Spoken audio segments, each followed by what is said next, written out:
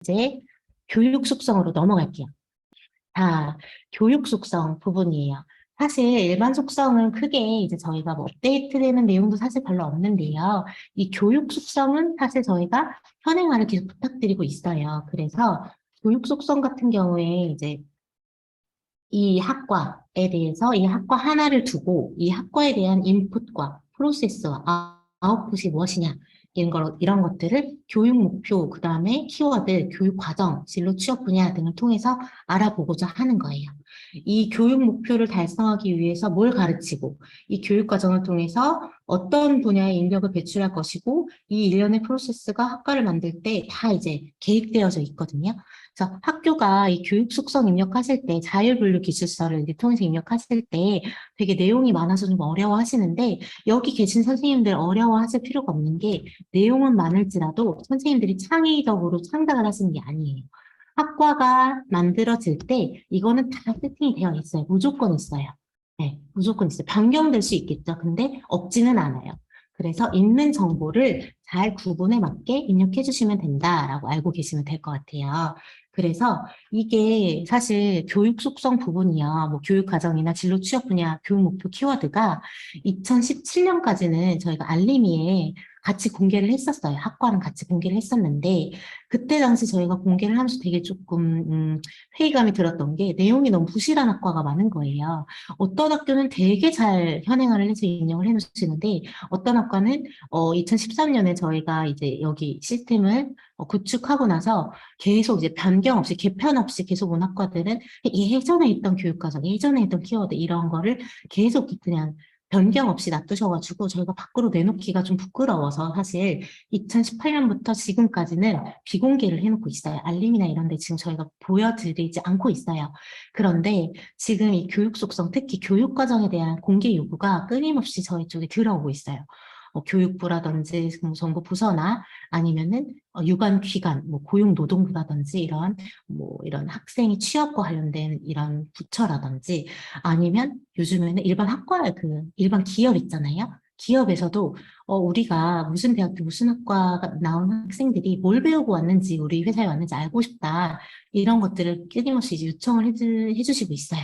그래서 사실 저희가 이번 하반기 조사를 마치고 이걸 다시 공개할 예정이에요. 알림이를 통해서 공개할 예정이어가지고 이거 요번에 이제 학교에서 학과의 개편은 없더라도 뭐 신설 폐지 분리 변경 통합 이런 개편은 없더라도 교육 속성은 아마 개편이 있을 거예요. 교육 과정이 반드시 하나 이상은 아마 뭐 들어가고 빠지고 변경되고 이런 것들이 있을 거란 말이에요. 예전에는 이제 하반기 조사는 할 일 없어. 개편 없는데 뭐 하반기 조사 그냥 쉽게 쉽게 넘기는 거야 라고 생각하셨을 텐데 이번에 지금 연수 들으신 선생님들은 이 부분 한번 좀 챙겨서 현행화를 좀 해주셨으면 좋겠습니다. 그래서 이거 관련해서 저희가 또 한 가지 이제 안내를 드리고자 하는 게 있는데요. 화면을 다른 걸 공유를 한번 해볼게요. 요 내용이에요. 자, 보이시나요? 네. 교육과정 등록과 관련해서 저희가 안내 드릴 게 하나 있는데, 이거는 모든 교육 편제 단위에 해당하는 내용은 아니고요. 아래에 해당하는 예시 같은 그런 학과만 해당된 내용이에요. 예를 들어서 해양경찰 시스템 학과라는 게 있어요. 근데 그 하위 전공으로 해양경찰 전공, 해양생산 시스템 전공 두 개 전공이 있는 거예요. 거기에 대해서 교육 편제단위 입력 방법은 아래 두 개의 케이스로 나뉘어요. 학교마다 1번 케이스로 입력하시는 경우도 있고 2번 케이스로 입력하시는 경우도 있어요. 1번 케이스는 해양경찰 시스템 학과와 해양경찰 전공, 해양생산 시스템 전공 모두를 코드를 만들어 놓으신 거예요. 그러면 이런 경우에는 교육 과정을 입력하실 때 하위 교육 편제 단위까지 다 코드가 따져 있으니까 사실 해양 경찰 시스템 학과의 교육 과정은 그냥 대시보드로만 등록을 해 놓으셔도 돼요. 왜냐하면 사실 해양 경찰 시스템 학과의 교육 과정이 아니라 그 교육 과정은 각각 전공에 해당하는 교육 과정이기 거기 때문에 이럴 경우에는 각각의 코드가 따로 있으니까 해양 경찰 시스템 학과의 교육 과정을 그냥 대시보드 아니면 두 개의 전공의 교육 과정을 다 나래비를 세우셔도 되는데 저희가 안내드리고자 하는 케이스는 두 번째 케이스예요. 하위 교육 편제 단위, 그러니까 각 전공별로 학과 코드가 없는 경우, 저희 시스템에 등록되어 있지 않는 경우에는 통계를 위해서 해양경찰 시스템 학과 하나만 코드 등록을 하고 여기에 이제 각 전공의 학생, 교원, 뭐 등록금, 장학금 정보를 이제 다 통계를 잡고 계실 텐데 이럴 경우에 원래는 이제 학교에서 입력을 하실 때 해양경찰 시스템 학과의 교육 과정을 앞에 이 빨간 꺽쇠 없이 그냥 자연과학 방법론부터 예를 들어서 형법학 특론까지 그냥 쭉 입력을 하셨어요. 그러면 저희가 이제 이거 자율분류기서를 통해서 계열을 심의를 할 때 이 학과의 정체성을 잘 모르겠는 거죠, 사실.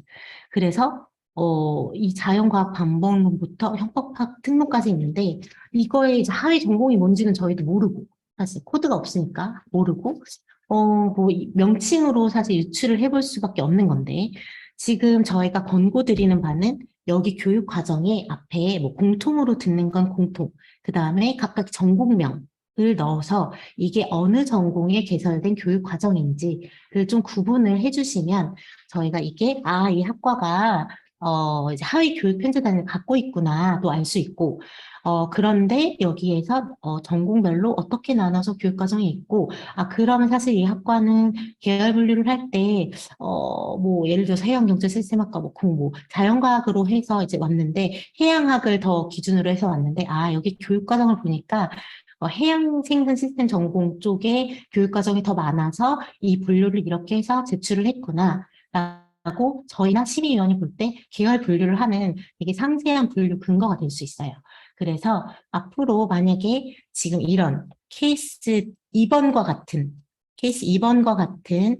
하위 교육 편제 단위를 가지고 있지만 코드 관리는 하나로만 상위 교육 편제 단위 하나로만 하고 있는 케이스인 경우에는 교육 과정을 입력하실 때 앞에 그 과정이 어떤 전공의 교육 과정인지를 좀 뭐 명시를 해달라라고 부탁을 드릴 예정이고요. 그래서 여기 오신 분들한테 또 한번 예시를 상세하게 들어서 설명을 드리는 거고,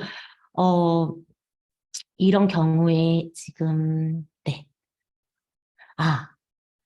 개편이 있는 학과는 어차피 자율기술 제출을 해주실 거잖아요. 그러면 저희가 센터에서 1차적으로 검토를 할 때 만약에 이렇게 안 해주신 것 같으면 한번 뭐 반려를 하거나 추가 작성 요청을 돌려가지고 안내를 드릴 텐데 지금 여기 오신 분들한테 부탁드리고 싶은 것 중에 하나가 개편이 없더라도 만약에 지금 우리 학교가 갖고 있는 코드 중에서 코드를 다 분리해서 관리하지 않고 이런 코드가 좀 있다라고 판단이 되시면 이런 그 교육 편제 단위는 자율불기술자 이번 하반기 조사에 작성하지 않더라도 그 교육 과정은 이제 업데이트를 할 수가 있거든요. 학부과 전공 교육과정 등록 메뉴에서 교육과정 수정을 하실 수가 있어요. 그때 이런 방법으로 수정을 좀 해놓으시면 되게 좋을 것 같아요. 그리고 저희가 교육과정 이제 하반기 조사 마치고 알림이 공개한다고 했잖아요. 그럴 때 이 교육과정에 이런 식으로 들어가 있으면 수요자 입장에서도 볼 때, 이 학과가 그냥 학과인 줄 알았더니, 하위 교육 편제단이 두 개 전공이 있구나, 이런 것도 수요자 입장에서 알 수 있는 거고, 그 각각의 교육 과정이 이렇게 되는구나라는 것도 알 수 있을 것 같아요. 그래서 그냥 뭉뚱그려서 그냥 쭉 나가는 것보다 훨씬 수요자 친화적인 정보가 나갈 수 있을 것 같아서 이 부분 한 번 더 안내를 드립니다. 자, 이제 그러면 다시 저희가 보던 화면으로 들어가 볼게요. 교육 속성, 여기 아까 전에 설명을 드리면서 이런 부분들이 있다라는 거 말씀을 드렸고요. 그리고 교육 목표 같은 경우에 입력을 안 하시면 저장이 아예 안 돼요. 이거 다 마찬가지예요. 키워드, 목표 이런 거, 교육 과정 이런 거 진로 취업 분야 하나라도 입력을 안 하시면 저장이 안 돼요. 그래서 만약에 진짜 없다라고 뭐 예를 들어서 여기 지금 교육 목표 같은 경우에 자율전공학부나 교양학부, 기타 모집단위 같은 경우에는 사실 목표라고 할 게 없잖아요. 그러면 대시기호라도 입력을 해주셔야 된다라고 알고 계시면 될 것 같고요. 이 교육 목표 키워드 있잖아요. 이거는 이 해당 학과의 교육 목표와 관련된 핵심 단어를 입력해 주셔야 되는데 가끔 가다가 교육 키워드에 막 되게 이제 여기 교육 목표에 있는 거 무슨 그런 경영학과의 교육 목표는 구구절절히 쓰시는 경우가 있어요. 이 교육 목표 키워드는 예를 들어서 저희 요즘에 인스타그램 많이 하잖아요. 뭐 페북이나 인스타그램에서 쓰는 해시태그 그 단어 단위 이거의 정체성을 딱 보여줄 수 있는 해시태그 같은 것이다라고 생각하시면 될 것 같습니다. 그리고 그다음에 NCS 배분류. NCSW 한번 볼게요. 이 NCSW 뭐냐면요. 이거 그냥 어떤 학교에서 이거 생각 없이 다 입력해 주시는 경우가 있는데요. 이 NCSW는 이거에 따라서 NCS가 뭐냐면 국가직무능력표준의 약자예요. 이 국가직무능력표준이 뭐냐면 산업 현장에서 직무를 수행하는데 필요한 능력을 국가가 표준화해 놓은 거예요. 그래서 이 NCSW는 학과가 생길 때 처음부터 이게 타겟팅을 해서 이제 설계를 한 거기 때문에 이 NCS 학습 모듈을 활용해서 개발한 전공 교과목에만 이거를 체크를 해주셔야 돼요. 딱 보고 이거 뭔지 모르겠어. 이거 뭔지 모르는데 그냥 무조건 관련이 있는 것 같아. 우리 학과가 예를 들어서 뭐 경영학과야. 그러면 경영회계 사무랑 관련이 있네. 우리 학과가 금융회계학과야. 아, 금융보험이랑 관련이 있구나. 이렇게 체크하시면 안 돼요. 모르시면 이건 해당이 없는 거예요. 모르는데 막 다 체크하시면 저희가 나중에 전화 드려요.